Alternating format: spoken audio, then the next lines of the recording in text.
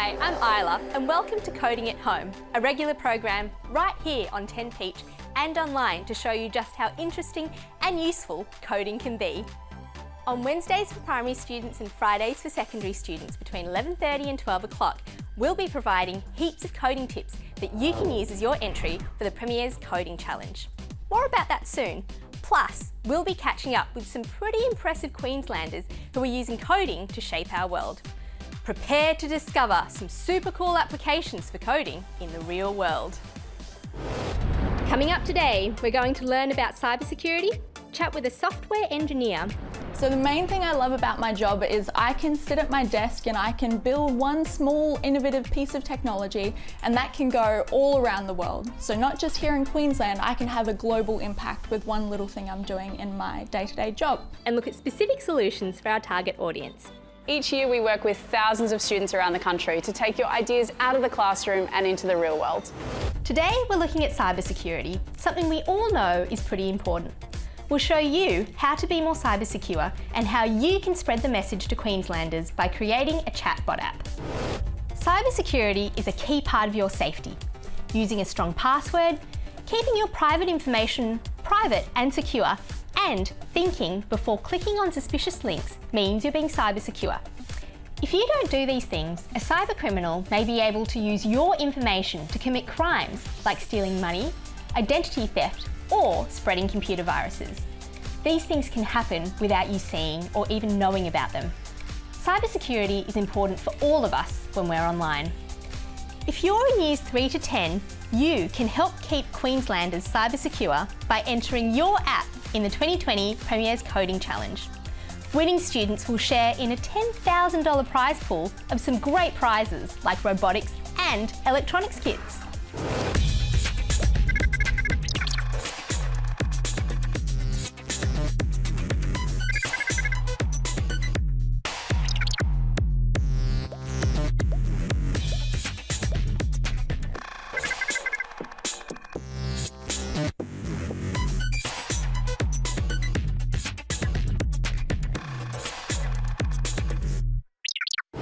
Let's get started by exploring cybersecurity and the world of chatbots. Did you know that the global cost of cybercrime is predicted to hit $6 trillion in 2021? Cybercriminals use technology online to commit crimes like stealing money, stealing other people's identity, and spreading computer viruses. Often this happens without people even noticing. Cybercrime is a big problem. 90% of cybercrime is caused by human error. This is when a user clicks on a suspicious link or opens a dodgy email. Fortunately, I can think of a solution to this problem, a digital solution. If we can help people become more cyber secure by improving their online safety, we can prevent them from becoming a target of cyber criminals. And this is a good thing for all Queenslanders. We can do this by making an interactive chatbot. A chatbot is short for chat robot. This is a program a user can talk to by using voice or text. The chatbot is designed to answer the questions. If you've ever asked Siri, Google, or Alexa a question, then you have used a chatbot. We won't be designing anything as complex as Siri though. Our version will be a lot simpler and will only be able to answer the questions that we program it to. Chatbots can be described as a form of artificial intelligence because it interacts with a human user, but it can only answer a limited amount of questions, so we define it as narrow artificial intelligence, or narrow AI for short. So why would a chatbot be a good digital solution to this problem? Why not just get humans to tell other people about cybersecurity? A human helper can only listen and reply to one person at a time. A chatbot can be used by many people at the same time. If we can help more people to learn about cybersecurity, we have a better solution. But keep in mind that chatbots can only provide answers to questions that they are programmed to answer. So, the more we can learn about cybersecurity, the smarter our chatbot will be. So in summary, we're not designing a chatbot to be smarter than a human helper, but we are designing a chatbot to help more people than a human helper can. Who will be using our chatbot? Will it be kids around your age or adults? Or maybe we're designing a chatbot to teach younger kids about cybersecurity. If If you were to design a board game, what features would you include that would be interesting for users that were your age? How would those features change if the game was for young children or children who haven't learnt to read yet? What features would we need to include if the game was for kids who couldn't see or weren't able to use their hands? We might include more pictures than words for young children, or a way for the game to convert text to audio or to play sounds when things happen. The features that our target audience needs to support their interaction or use of the chatbot are functional features. Functional features can include voice commands, audio representations of images, audio prompting of options, or even a camera that can track eye movements. Our chatbot might not have these functions enabled, but it's important to consider how we could make our chatbot accessible for all users. The visual features of a product will also determine how well it is received by our audience. These include the type of language, colour, font, and styles that are used to display our content. We need to make sure that the language we use is appropriate for our audience and we use the right balance of colours. Younger audiences may prefer more colours than older audiences. Any font or graphic styling we choose may also affect the way our audience feels about using the chatbot.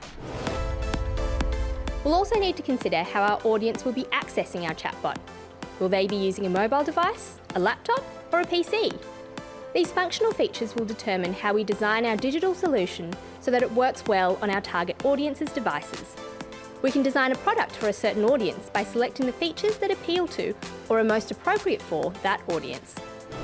So let's recap. To make our chatbot, we need to follow 5 stages. Decide on our audience and design a solution that will appeal to what they like. If we are going to program a cybersecurity chatbot, we'll also need to learn more about cybersecurity, so we'll need to do some research to help us become cybersecurity experts. The third stage is to design our chatbot. To do this, we'll write an algorithm. Our fourth stage is to program our chatbot. This means writing some code. And finally, we will need to test our chatbot and evaluate how well we did. We will need to determine if our digital solution solves the problem. This episode will cover the first 2 stages. Later, we have some special guests joining us to share their knowledge. So I got into cybersecurity because I wanted to work in an industry where you could help lots of people all around the world. And I thought going into engineering and learning how to problem solve would really help me do that and have a real impact. And help you learn more about cybersecurity, selecting a target audience, and how to design your digital solution. Using our framework, we'll take the information we've gathered to decide on a refined problem, a target audience for our chatbot, and some features that would appeal to our target user.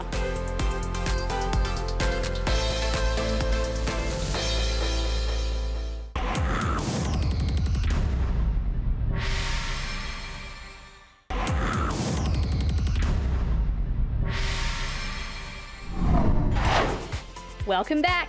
Earlier, we talked a little about cybersecurity. Cybercriminals use technology online to commit crimes like stealing money, stealing other people's identity, and spreading computer viruses. Often this happens without people even noticing. Discussed that different audiences have different wants and needs, and discovered more about chatbots and what they're used for. Hey everyone, Stacey here. And today we're going to catch up with another industry professional to help us stay safe online. Who better to help us navigate all things chatbots and cybersecurity than IBM security software engineer Holly Wright.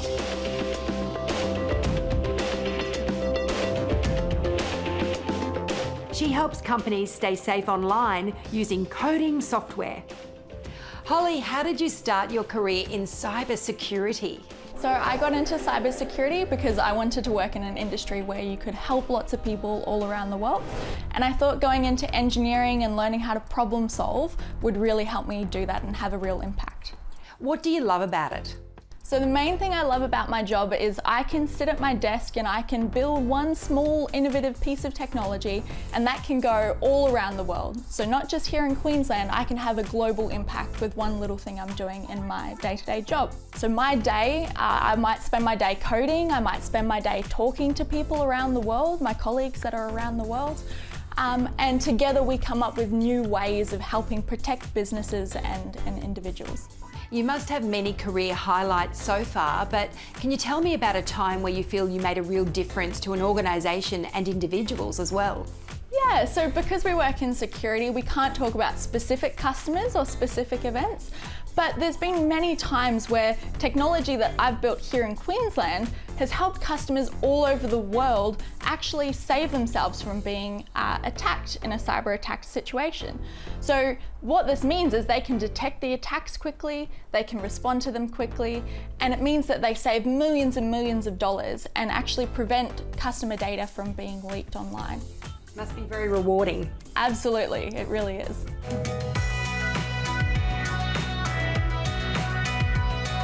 Now, obviously, you're doing a lot to help people, but how did chatbots help people? So IBM Security actually has a chatbot of its own, and that chatbot helps customers who have a quick question that they want to ask. It can answer those questions without the customer having to make a phone call. So you can kind of think of a chatbot like a little baby, right? When it starts out, it doesn't know anything yet, but we teach it by giving it lots and lots of documents to read, and it builds up its understanding of a particular topic. So then when someone comes along, they can ask their question, and the chatbot can either answer, or maybe if it doesn't know the answer to the question, it can say, can you rephrase that? Or it might say, give us a call, I don't understand yet. Holly, why is it so important to understand your client's needs and to know your audience? So it's really important for us to understand customer pain points so we can actually come up with some innovations that helps alleviate those pain points. So you can imagine trying to serve chocolate to someone who didn't like chocolate. Hang on. So you're telling me there are people out there that don't like chocolate? Yeah, that's what I'm saying. But it's never gonna work, right? If somebody doesn't like chocolate and you're giving them all the chocolate in the world, they're still not gonna want chocolate. So what we have to do is we have to listen to our customers and understand what their problems are so we can actually build things that really help them. Okay, I guess you do make a very good point. Tell me more. Okay, so knowing your audience can actually make or break your design. So a good example that we had once was we were working with a security analyst, and they were trying to detect cybersecurity attacks that were happening in real time. So they had to read heaps and heaps of data, and it was a lot of information for them to try to absorb all at once. So what we did was we came up with a solution where we used virtual reality and we built a star map. So you can imagine the sky like space, and we plotted all of those pieces of data in the sky. So this meant that the analysts, they could quickly look up into the sky and they could see the relationships between the data, and they could respond to those attacks more quickly. So you're the expert. Can you explain why cybersecurity is so important? So the reason cybersecurity is so important is because so much of our lives are intertwined with technology these days. So you can imagine, most people are on social media, on the internet. Even when you're just driving along, traffic lights are powered by technology. So it's really important for us to get cybersecurity right from the very beginning. So it only takes one small time for a silly mistake to result in some of your information being made available online forever. So a good example of this might be a fingerprint. Say someone was able to get a copy of your fingerprint, that person would be able to unlock your phone for the rest of your life.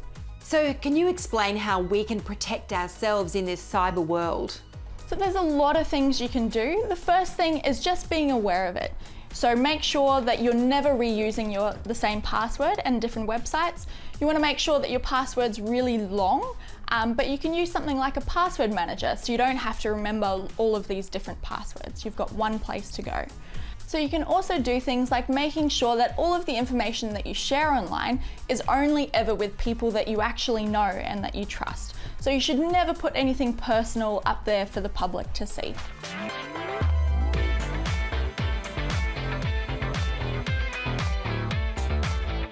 Let's talk passwords. What makes a strong, secure password? So here are some of the really commonly used passwords, and they're not so good because they're not very long, they're not very complicated. You can see some of them, somebody just swiped their finger along the keyboard. So that's really easy for either a person or a really smart computer to guess. Holly, what would your advice be to someone thinking of a career similar to yours in coding? So there's heaps of different ways to follow a career into coding.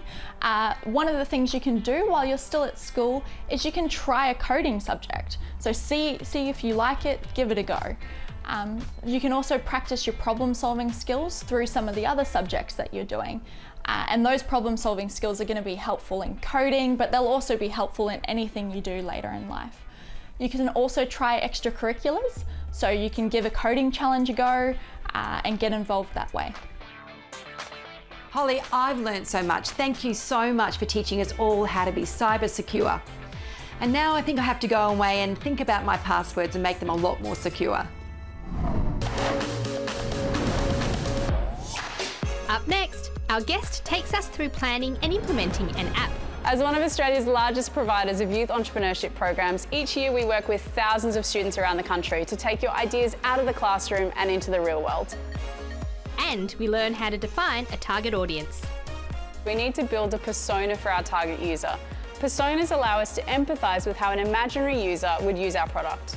Constructing a persona will help us to ask the right questions and answer those questions with the audience in mind that we're designing for.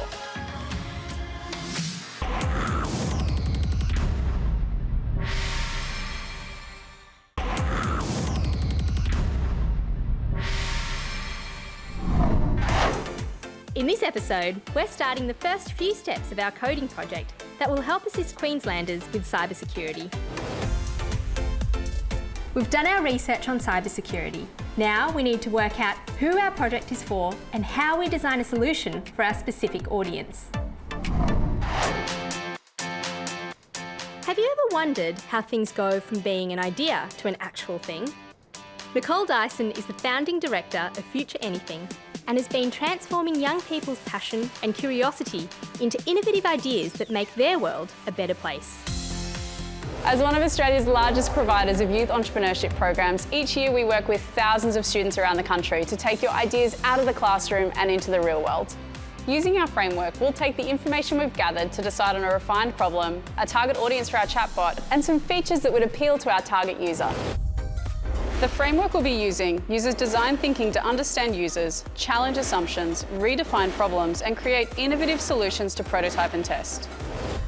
The world has become increasingly interconnected and complex. Design thinking helps us grapple with this in a more human-centric manner. And by human-centric, we mean that we want to design our products, services, and systems to meet the needs of the people who experience the problem. At Future Anything, we believe that the best ideas come from entrepreneurs that are able to use their lived experiences and their passions in the design thinking process. Ultimately, if you or somebody close to you has never experienced the problem, it might be very difficult for you to be authentic, original, and effective. Additionally, enthusiasm is contagious. The more passion you have for solving your problem, the easier it'll be to stay motivated. Okay, so let's dig into the first two steps by having a look at the following two questions. How did you get here? What experiences do you or people close to you have with cybersecurity and safety? In thinking about cybersecurity and safety, what part of the problem matters to you? You'll notice in my table there's one answer that appears in both columns. I have both a lived experience of online gaming and a passion for making it cyber secure. Finding a crossover like this is where the magic happens. Moving into step 3, we need to consider why the problem matters. We need to make sure that it's a problem worth solving before we invest time designing a solution. The best tool to unpack this is a root cause tree. To do this, we put the problem in the middle of the tree. You'll see from my example that we're digging into cybersecurity threats in online gaming because it links to both my lived experiences and my passions. We draw the branches of the tree to show what happens as a result of the problem, the consequences. And for each branch we ask, and then what happens?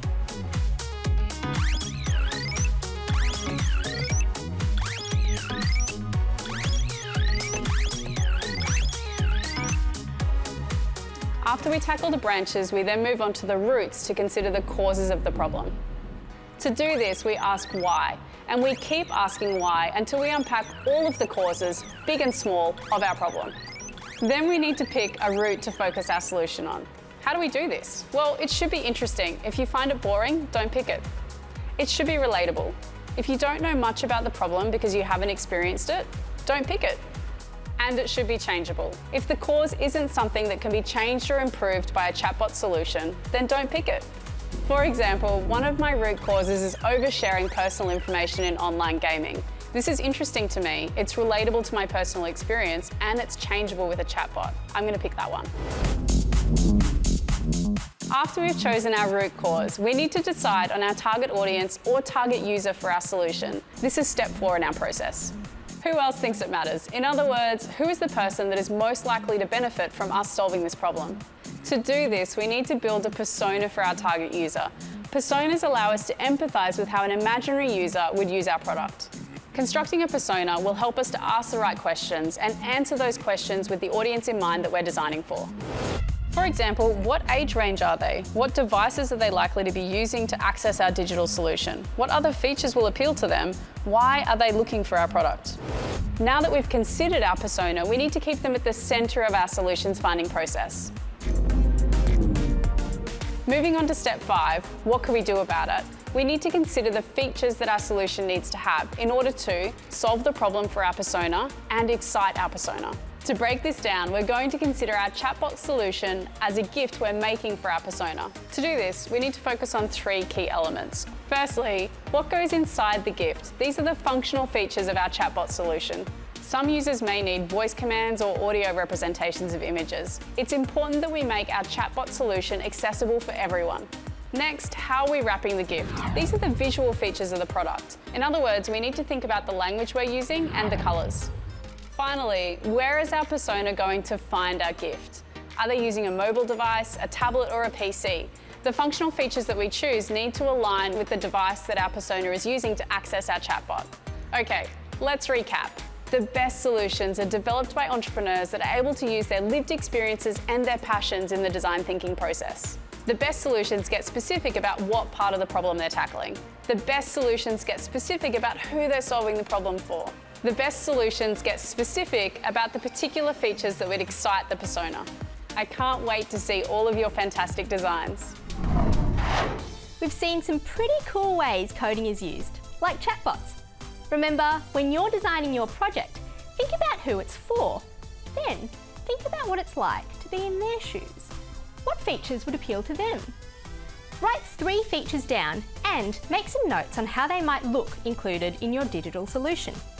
And of course, think about taking part in the 2020 Premier's Coding Challenge. It's fun and will help you with some tips and inspiration along the way. Well, that's it for Coding at Home for today. We'll see you next Friday with some more great tips and we'll catch up with some more cool people. Until then, stay safe and make sure you look out for each other.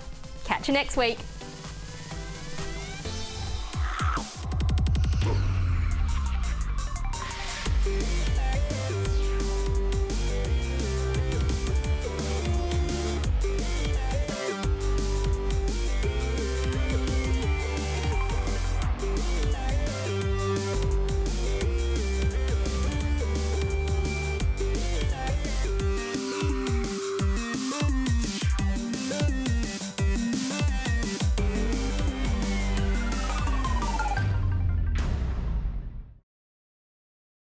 Authorised by the Queensland Government, Brisbane.